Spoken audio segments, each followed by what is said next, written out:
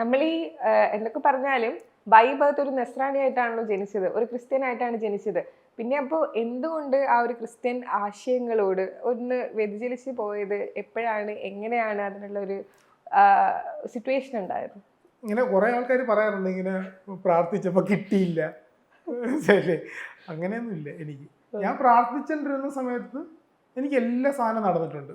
സ്കൂളിൽ പഠിക്കുന്ന സമയത്ത് നമ്മൾ പ്രാർത്ഥിച്ചിട്ട് എക്സാം എഴുതാൻ പോകും. എക്സാമിന് എത്ര പ്രാർത്ഥിച്ചാലും ഇത്ര മാർക്കേ കിട്ടിയിട്ടുള്ളൂ, അങ്ങനെ കൂടുതൽ മാർക്ക് കിട്ടിയില്ല. പക്ഷെ അപ്പോഴും നമ്മൾ വിശ്വാസിയാണ്. പിന്നെ അസുഖം വരുമ്പോൾ പ്രാർത്ഥിച്ചിട്ടുണ്ട്. അസുഖം മാറിയിട്ടുണ്ടോ?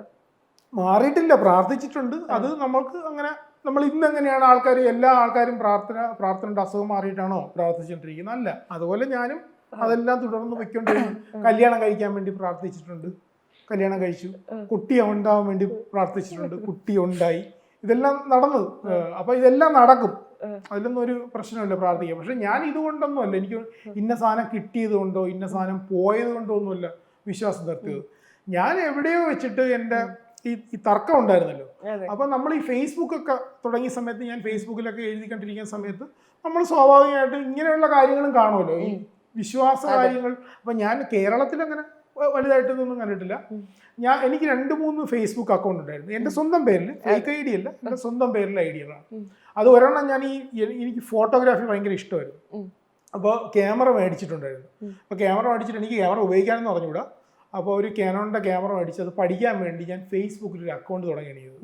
എന്നിട്ട് ഞാൻ പല രാജ്യങ്ങളിലുള്ള ക്യാമറാമാന്മാരെ ഫ്രണ്ട് ആക്കിയിട്ട് അവർ ഈ ഇറ്റലി, ഈ റഷ്യ, അങ്ങനെയൊക്കെയുള്ള കുറേ, കേരളത്തിലല്ല, അപ്പോൾ അവരിൽ നിന്ന്, അപ്പോൾ എനിക്ക് അത്ര അവരുടെ ലാംഗ്വേജ് അറിയണം. അപ്പോൾ ഗൂഗിളിൽ ട്രാൻസ്ലേറ്റ് ചെയ്തിട്ട് ഇവരുടെ സംസാരിച്ച് ഓരോ കാര്യങ്ങൾ, അങ്ങനെയാണ് ഞാൻ ഇതിൻ്റെ ഷട്ടർ സ്പീഡ് ഇതെല്ലാം പഠിക്കുന്നത്. കാര്യം ഒന്നാമത് എനിക്ക് കേരളത്തിൽ അത്ര പരിചയമുള്ള ആൾക്കാരില്ലാത്തതുകൊണ്ട് ഞാനിങ്ങനെ സോഷ്യൽ മീഡിയയിൽ പലത് പഠിക്കാമല്ലോ.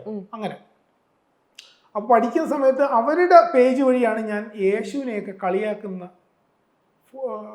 ഈ മീമുകളൊക്കെ അത് ആദ്യമായിട്ട് കാണുന്നത്. അപ്പൊ യേശുവിനെ, അതായത് നമ്മളിപ്പോ കേരളത്തിലൊന്നും അത് കാണുന്നില്ല, ഞാനത് ഷെയർ ചെയ്തിട്ടുണ്ട് കേരളത്തിൽ. അല്ലല്ല, അന്നല്ല, ഞാൻ പിൽക്കാലത്ത് ഞാൻ എത്തിയപ്പോ അത് ഞാൻ എടുത്ത് ആ ഫോട്ടോ കളക്ട് ചെയ്ത് വെച്ചിട്ട് ഞാൻ ഇട്ടിട്ടുണ്ട്. അതായത് കുരിശിന്റെ പുറത്ത് യോഗ നടത്തുന്ന യേശു ക്രിസ്തുവിനെയൊക്കെ ഞാൻ അവതരിപ്പിച്ചിട്ടുണ്ട്. അപ്പൊ അങ്ങനെയുള്ള വളരെ ഇതായിട്ടുള്ള ഇതൊക്കെ കണ്ടപ്പോൾ എനിക്ക് എതിർക്കാൻ തോന്നി.